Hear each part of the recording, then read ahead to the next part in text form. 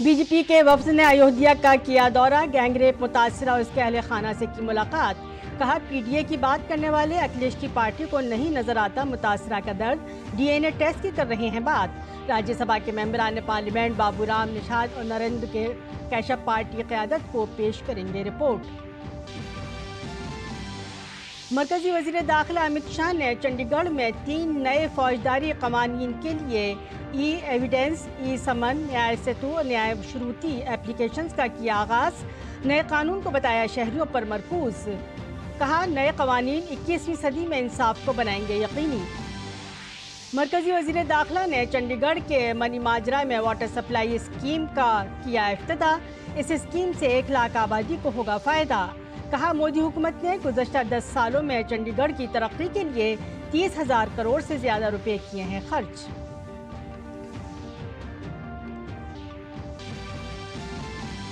महाराष्ट्र में पुणे, सतारा समेत मुल्क के कई हिस्सों में मूसलाधार बारिश।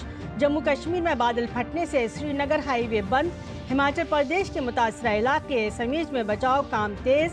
केरला के वायनाड में छठे दिन भी लापता अफराद की तलाश जारी।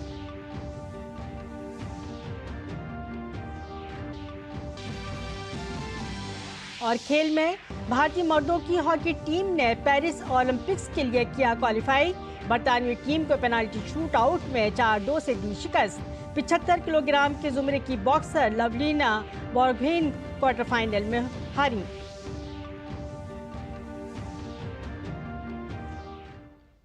आदाब, 5:30 के खबरनामे में आपका खैर मकदम है। मैं हूं सबिया खान। खबर तफसील से। अयोध्या में नाबालिग लड़की के साथ इज्तिमाई असमत दरी के मामले में बीजेपी मुसलसल समाजवादी पार्टी पर हमला कर रही है। आज बीजेपी के एक वफ्द ने मुतासरा खानदान से मुलाकात की। वफ्द ने मुतासरा खानदान की हालत जार सुनी और हर मुमकिन मदद की यकीन दहानी कराई। बीजेपी के राज्यसभा मेंबर पार्लियामेंट बाबूराम निषाद की क़यादत में वफ्द में उत्तर प्रदेश की योगी हुकूमत में वजीर नरेंद्र कैशप और BJP Rajya Sabha member parliament Sangeeta Balwant बंद शामिल थे। अब वफ्द अपनी रिपोर्ट मरकजी क़यादत को पेश करेगा। वफ्द ने यकीन दिलाया कि तमाम मुल्ज़िमान के खिलाफ सख्त कार्रवाई की जाएगी।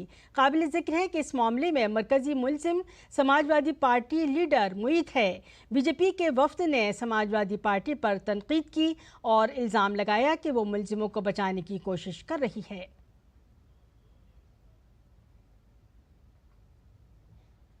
दुराचारियों ने ये घटना घटित की है। हमारी सरकार उत्तर प्रदेश की किसी भी स्तर पर छोड़ने वाली नहीं है और इस तरीके की सोच रखने वाले दल के नेताओं को भी हम बताएंगे कि आपको इन दुराचारियों, इन व्यभिचारियों के पक्ष में खड़ा होना बड़ा दुर्भाग्यपूर्ण है।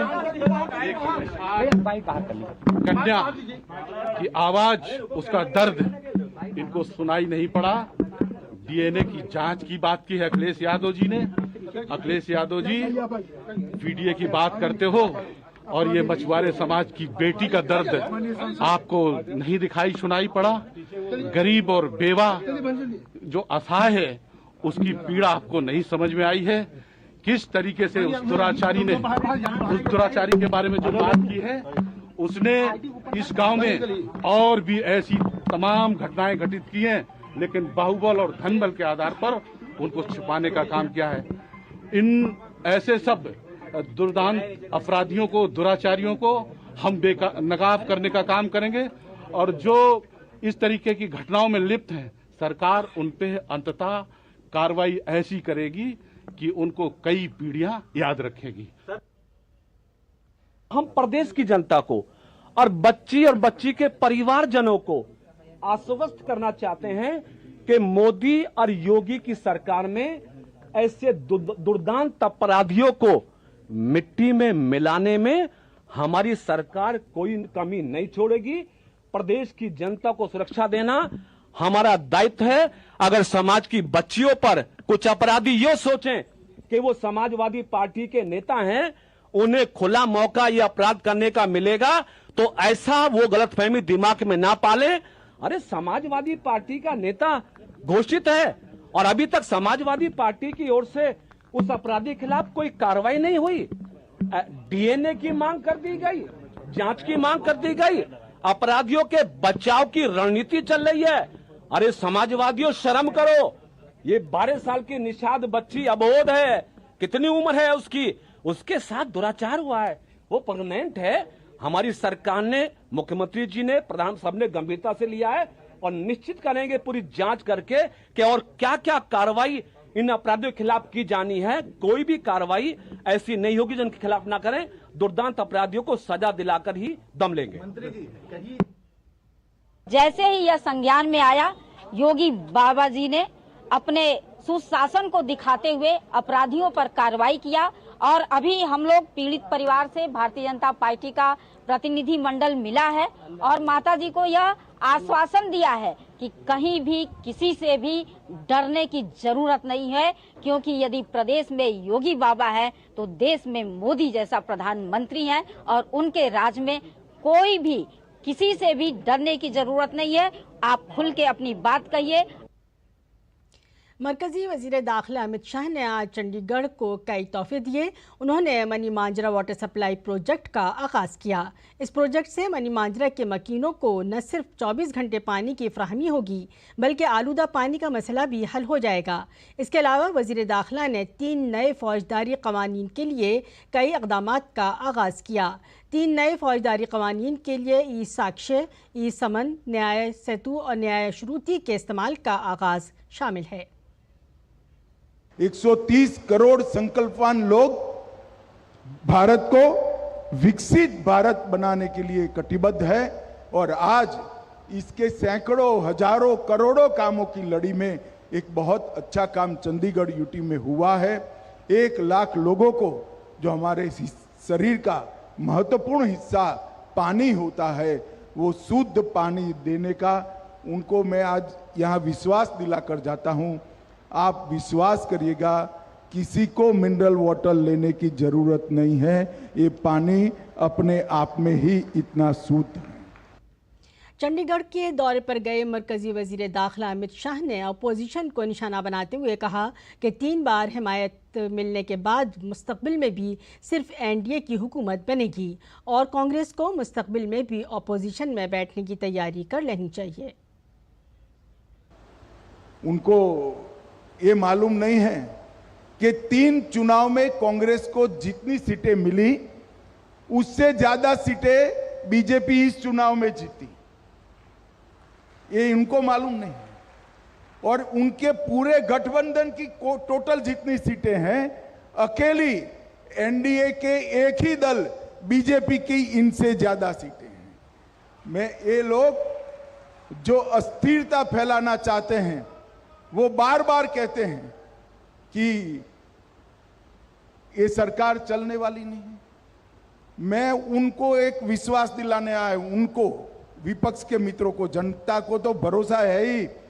न केवल ये सरकार 5 साल पूरा करेगी, अगली टर्म भी इसी सरकार की है। विपक्ष में बैठने की तैयारी रखना और ढंग से ऑपोजिशन में काम करने की पद्धति सीख लेना। और अब एक ब्रेकिंग न्यूज़।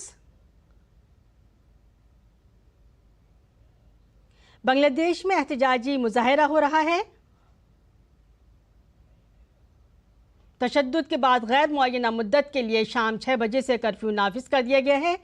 ब्रेकिंग न्यूज़ में आप देख रहे हैं, ढाका और दीगर हिस्सों में भी लगातार कर्फ्यू। तशद्दुद के वाक़यात में अब तक 20 लोगों की मौत हो चुकी है। बांग्लादेश में एहतजाजी मुजाहिरे जारी हैं। तलबा तंजीमों ने मुल्क गिर अदम ताउन तहरीक की थी शुरू और उसी के ऊपर बांग्लादेश में एहतजाजी मुजाहिरा हो रहा है। तशद्दुद के बाद गैर मुअय्यना मुद्दत के लिए शाम 6 बजे तक कर्फ्यू नाफिज कर दिया गया है। ढाका और दीगर हिस्सों में भी कर्फ्यू लगा दिया गया है और तशद्दुद के वाक़यात में अब तक 20 लोगों की मौत हो चुकी है। तलबा तंजीमों ने मुल्क गिर अदम ताउन तहरीक की थी शुरू, इसी की बिना पर वहाँ पर एहतजाजी मुजाहिरे चल रहे हैं। और इसी के साथ बढ़ेंगे अगली खबर की तरफ। हिमाचल प्रदेश के सैलाब से मुतासरा इलाके समीज में तलाशी मुहिम का आगाज़ तलाशी मुहिम का आज चौथा दिन है। आज सुबह 6 बजे से सर्च ऑपरेशन जारी है। ताहम लापता अफराद का कोई सुराग नहीं मिल सका है। लापता अफराद की तलाश के लिए समीज के साथ साथ दरियाए सतलज में भी सर्च ऑपरेशन किया जा रहा है और इसमें लाइव डिटेक्टर की मदद भी ली जा रही है। सर्च ऑपरेशन में तलाश करने वाले कुत्तों को भी तैनात किया गया है।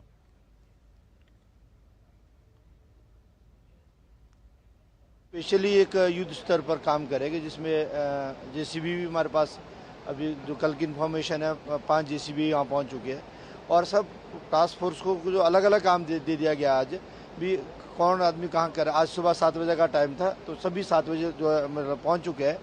तो आज कुछ संभावना है कि डेड बॉडीज कुछ मिले हमारे को, कुछ बॉडीज तो जो लोकल लोगों द्वारा जो बताया गया कि कहाँ संभावना हो सकती है, तो वहाँ पर हम आज उसकी तलाश करेंगे। और नॉर्मल ब्रिज भी हम आज बना रहे हैं। एनडीआरएफ पहुँच चुके हैं, सीएस आर्मी पहुँच चुके हैं, होमगार्ड पुलिस सभी जो है पहुँच चुके हैं। तो आज लगता है कि आज होपफुली कि आज मैक्सिमम जो बॉडीज हम रिकवर कर पाएंगे। हमारी नामा निगार हेमलता ने शिमला के रामपुर के करीब समेज में जाए वक़ूअ से ये रिपोर्ट भेजी है। रामपुर क्षेत्र के समेज गांव में आई आपदा के सर्च ऑपरेशन का आज चौथा दिन है और मेरे पीछे की तस्वीरें देखकर आप अंदाजा लगा सकते हैं कि किस तेजी के साथ यहां पर सर्च ऑपरेशन चल रहा है उन तमाम लापता लोगों को ढूंढने के लिए।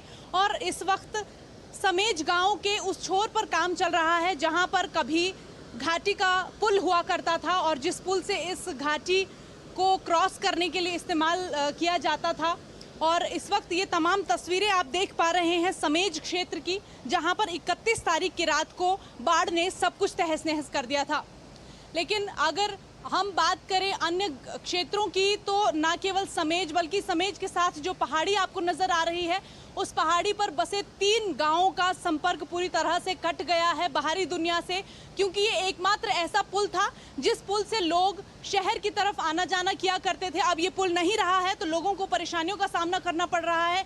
हालांकि जो रेस्क्यू टीम ने यहाँ पर टेम्परेरी पुल बनाया है उसकी मदद से आज 5वें दिन कुछ लोग शहर की तरफ निकले हैं, लेकिन अभी भी सर्च ऑपरेशन जारी है। इस उम्मीद में आज सुबह से ये सर्च ऑपरेशन चलाया गया है कि जो लापता लोग हैं उनका कोई ना कोई सुराग जरूर मिलेगा। पल पल की अपडेट हम आपके साथ साझा करते रहेंगे, आप हमारे साथ बने रहें।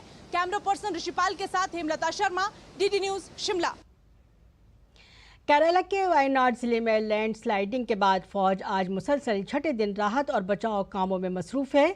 कुल 4 लाशें बरामद हुई, जिनमें से 3 को नीलंबर में चिलियार नदी से निकाला गया। इसी नदी से जिस्म के 13 मस्क शुदा आज़ा भी बरामद हुए हैं।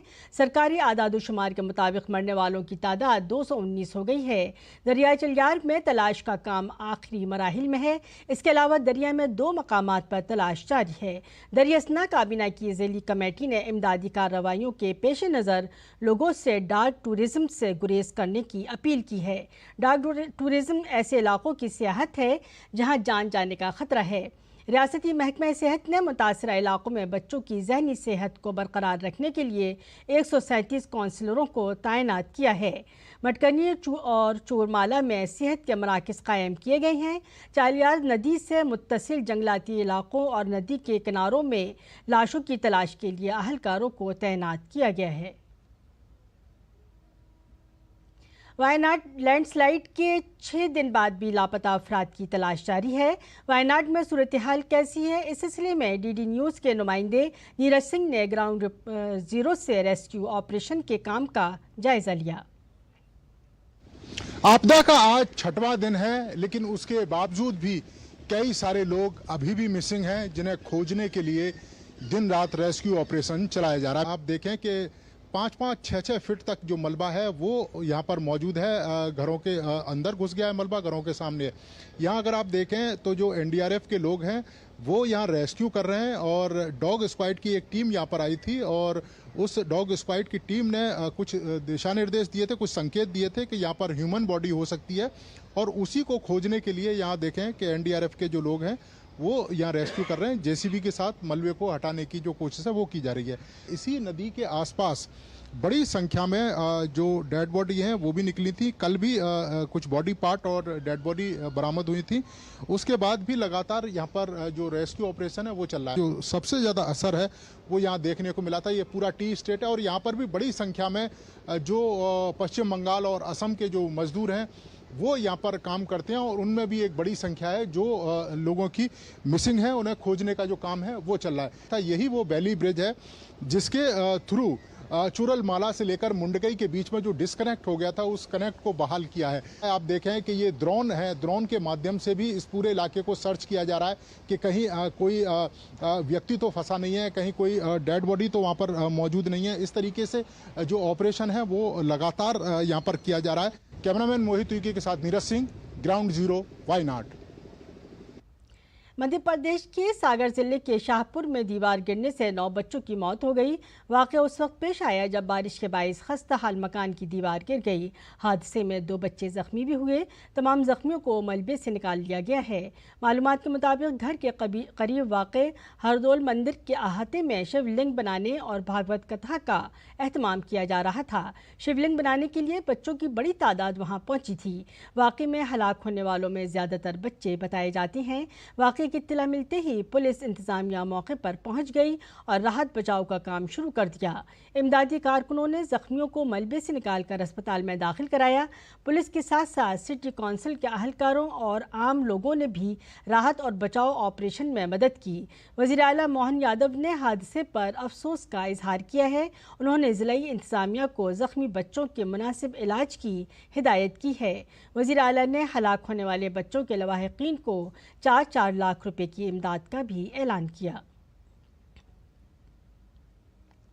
जम्मू कश्मीर के गांधरबल ज़िले के चिरवान गगन इलाके में बादल फटने से ज़राअत को नुकसान पहुंचा है। चिरवान गगन के इलाके के लोगों ने बताया कि बादल फटने से धान के खेतों को नुकसान पहुंचा। कई गाड़ियां मलबे तले दब गईं और रहायशी इलाकों में पानी दाखिल हो गया। इंतज़ामिया ने मुसाफिरों को मशवरा दिया है कि वो श्रीनगर कारगिल रूट के खुलने तक सफ़र करने से गुरेज करें। नीट पेपर लीक मामले में सीबीआई की बड़ी कार्रवाई देखने में आई है। पटना में तफ्तीशी एजेंसी की टीम ने मेडिकल के एक तालिब इल्म को गिरफ्तार किया है। सीबीआई के हाथों पकड़े गए तालिब इल्म का नाम संदीप कुमार है, जो राजस्थान के भीलवाड़ा का रहने वाला है। संदीप ने 5 मई को होने वाले इम्तिहान से पहले नीट का पर्चा लीक किया था, जिसके बाद ये पर्चा बिहार झारखंड के उम्मीदवारों को रटाया गया। ज़राए की माने तो पूछगछ के दौरान मुलजिम संदीप ने इस मामले में अपने मुलव्वस होने का एतराफ़ भी कर लिया है। आपको बता दें, सीबीआई ने अब तक नीट पेपर लीक मामले में 9 तलबा को गिरफ्तार किया है।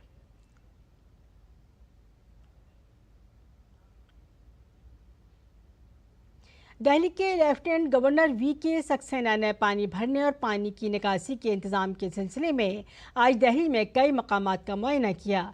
एलजी ने सोशल मीडिया अकाउंट एक्स पर मुआयने से मुतालिक तस्वीरें शेयर करते हुए लिखा, आज बारापुल्ला, कशक और सुनहरी नालों और निज़ामुद्दीन के तारीखी बारापुल्ला पुल का दौरा और मुआयना किया।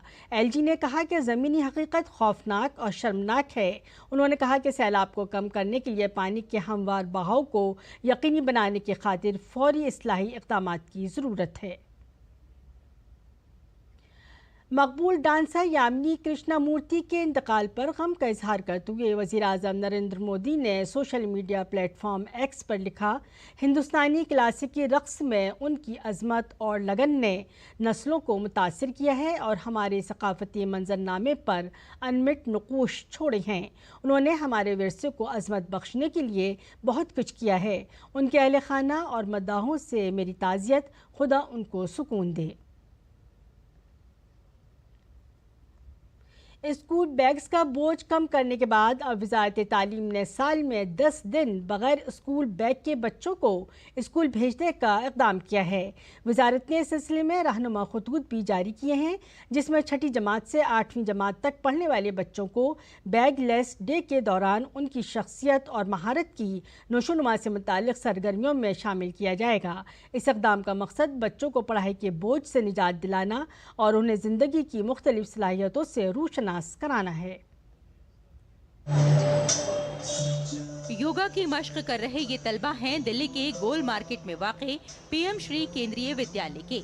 वजारत तालीम ने हाल ही में 6ठी जमात से 8वीं जमात के बच्चों के लिए बैगलेस डे से मुतालिक रहनुमा खतूत जारी किए हैं, जिसके तहत योगा के अलावा तलबा शख्सियत को निखारने के लिए मुख्तलिफ सरगर्मियों में हिस्सा ले रहे हैं।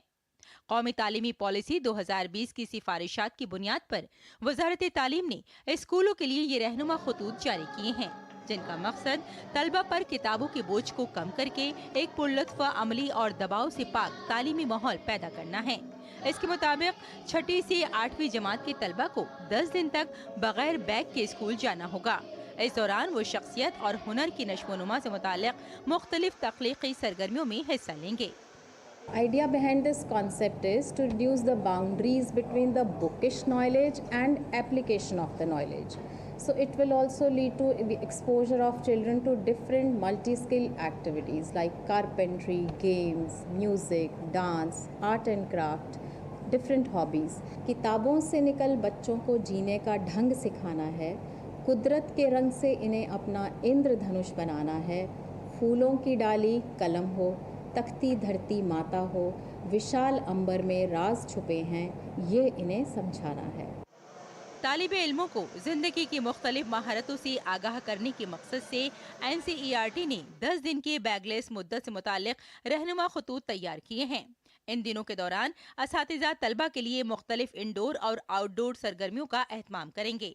इनमें मिट्टी के बर्तन बनाने, कारपेंट्री, खिलौना साजी, सैंडविच साजी, मौसीकी, रक्स, बागबानी, योगा और खेल से मुतालिक सरगर्मियां शामिल हैं। आजकल जो हो रहा है कि बच्चे पढ़ रहे हैं लेकिन स्किल डेवलप नहीं हो पा रही उनकी, तो इन बैगलेस एक्टिविटी के द्वारा बच्चों की स्किल डेवलप होंगी, इसका ये फ़ायदा है। Cooking without fire was one of the important events in the occasion bagless days, which encourages students to explore the culinary dishes and also make them without using fire.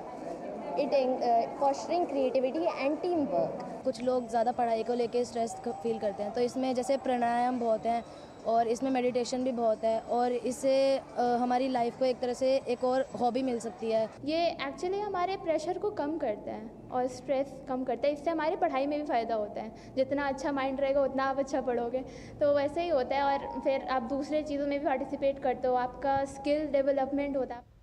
कौमी तालीमी policy की सिफारिशात के मुताबिक क्लास 6ठी से 8वीं class के तलबा 10 दिनों के बैगलेस पीरियड के दौरान मुकामी पेशावरों जैसे कि बागबान, बढ़ई और कुम्हार वगैरह के साथ तरबियत भी हासिल करेंगे। तलबा पर पढ़ाई के बोझ को कम करने और उन्हें हुनरमंदी से मुतालिक मुख्तलिफ सरगर्मियों से जोड़ने की तरफ वजारत तालीम का ये एक इंतहाई काबिल सताइश इक़दाम है। Bureau report, DD news Urdu खबरें। और खेल की खबरों में पेरिस ओलंपिक्स में भारतीय हॉकी टीम की शानदार कारकर्दगी का सिलसिला जारी है। आज खेले गए इंतहाई दिलचस्प क्वार्टर फाइनल मुकाबले में टीम ने बरतानिया को पेनाल्टी शूट आउट में 4-2 से शिकस्त दी। मुकर्ररा वक्त तक भारत और बरतानिया की टीमें 1-1 गोल से बराबर थी, जिसकी वजह से मैच का फैसला पेनाल्टी शूट आउट पर हुआ, जिसमें भारतीय टीम ने जीत हासिल की। ताहम भारत की इस जीत के असल हीरो गोलकीपर सर्वजिश रहे, जिन्होंने मैच में कई बार बरतानिया को गोल करने से रोका। शूट आउट में भारत ने लगातार 4 गोल किए, जबकि बरतानवी टीम सिर्फ 2 गोल ही कर सकी। ये भारतीय टीम गोलकीपर सर्वश्रेष्ठ ओलंपिक है और वो इस ओलंपिक के बाद हॉकी से रिटायरमेंट का ऐलान कर चुके हैं। भारतीय बैडमिंटन खिलाड़ी लक्ष्य सेन को सेमीफाइनल में शिकस्त का मुंह देखना पड़ा। लक्ष्य को सेमीफाइनल में डेनमार्क के विक्टर एक्सेलेंस के हाथों शिकस्त का मुंह देखना पड़ा। विक्टर ने अपने तजुर्बे का फ़ायदा उठाया और गेम 22-10 से जीत लिया। इसके बाद दूसरे गेम में भी लक्ष्य ने अच्छी शुरुआत की और एक मौके पर 0-6 की बढ़तरी हासिल कर ली।